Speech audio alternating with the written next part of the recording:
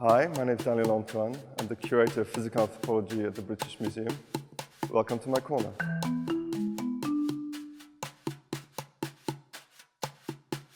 I'm the curator responsible for the human remains in the collection. As part of that role, I make sure that all the human remains are treated with care, respect and dignity, but also my role involves organizing and actually doing research on the collections.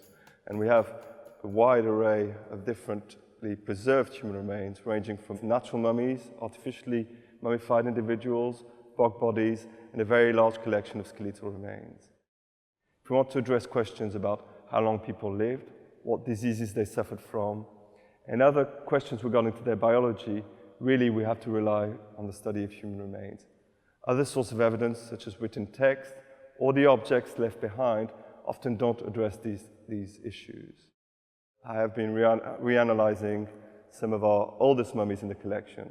These come from a site called Gebelein in Egypt, and we have 7 individuals which have been naturally mummified.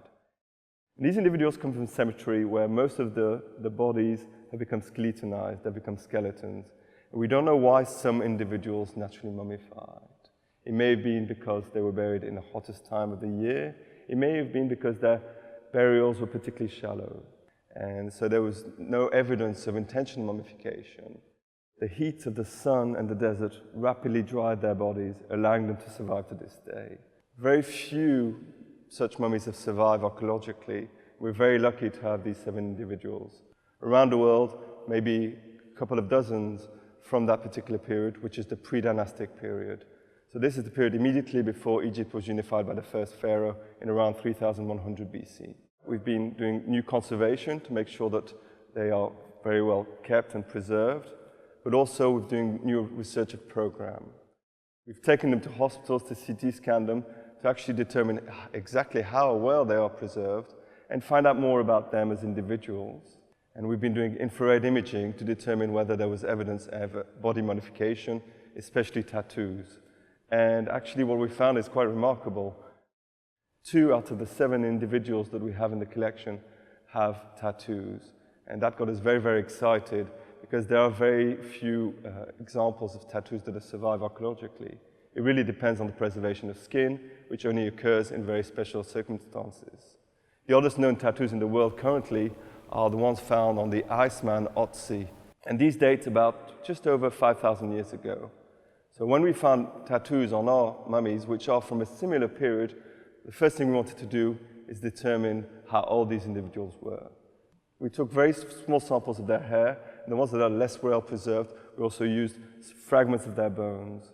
And using those, we are able to determine that the 2 tattooed individuals are from a similar period to Otzi, maybe slightly younger, but at least 5,000 years old, which makes them the oldest known tattoos in the Nile Valley.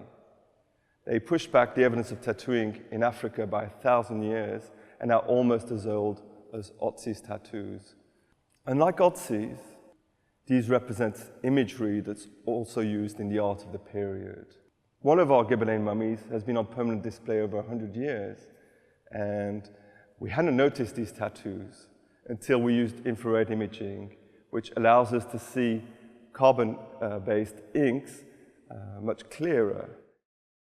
So what's extraordinary is that his right arm showed that there are 2 tattoos. They both represent images of animals. One of them, we think, represents a Barbary sheep, and the other one, a bull.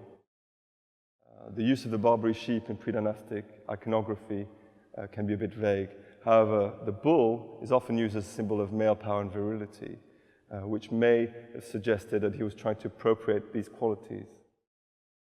The one found on the other individual, which is currently in storage, which is a female individual, we think one of the 2 tattoos represents a crooked stave or a throwing stick, which we think is associated with ritual scene, with individuals holding that as a symbol potentially of power. Whereas the S-shaped symbols, which always come in a set, are harder to interpret. But they've been carefully placed on her shoulder and must have had a specific significance. This represents the earliest evidence of a woman with tattoos. What it meant to the bearer and the people who saw those tattoos is still remains to be elucidated. Their purpose may have differed between males and females. They're likely to be associated with ideas of maybe cult knowledge, bravery, or protection. But as we discover more evidence of tattooing in the past, hopefully we'll get new insight into what this type of visual language truly means. And without these uniquely preserved individuals, we would have never been able to prove that tattooing occurred in what is the dawn of Egyptian civilization. If you would like to discover more about Gabelene Man, it's currently on display in the Early Egypt Gallery, room 64. For more Curator's Corner, please subscribe to the British Museum YouTube channel.